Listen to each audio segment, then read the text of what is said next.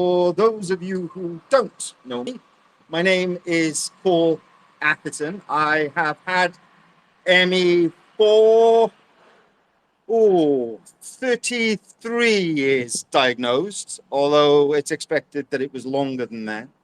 I've had a different journey to most people. I was incredibly fortuitous at the start of my journey.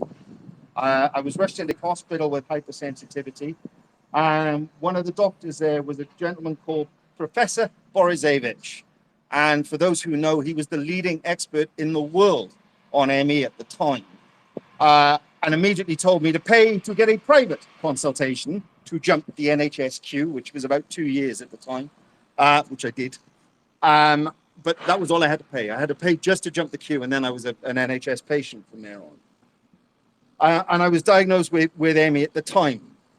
Later, I find myself as part of the research that decided that GET and CBT were a good idea. That happened at the Maudsley Hospital up on Denmark Hill.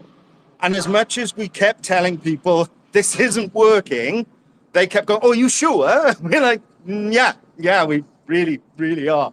But what was interesting is that when I applied for DWP funds, as everybody does, and we get dragged through the coals, we're going back to various doctors. Now, of course, we just get someone from ATOS going, you're lying, I've got a computer. But then it was kind of like, we're actually going to look at what your consultants say and what the researchers say.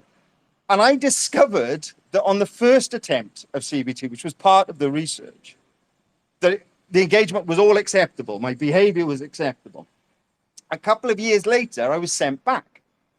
And I was like, well, I've done the CBT thing and the GET thing. I don't need to go back. We're done. On those grounds, the DWP refused to pay my disability benefits. So this is embedded now in my record that I refused to engage with treatment that was proven. Well, I was actually having the research not to work, but the DWP went, yep, no disability. Now I challenged it and I won.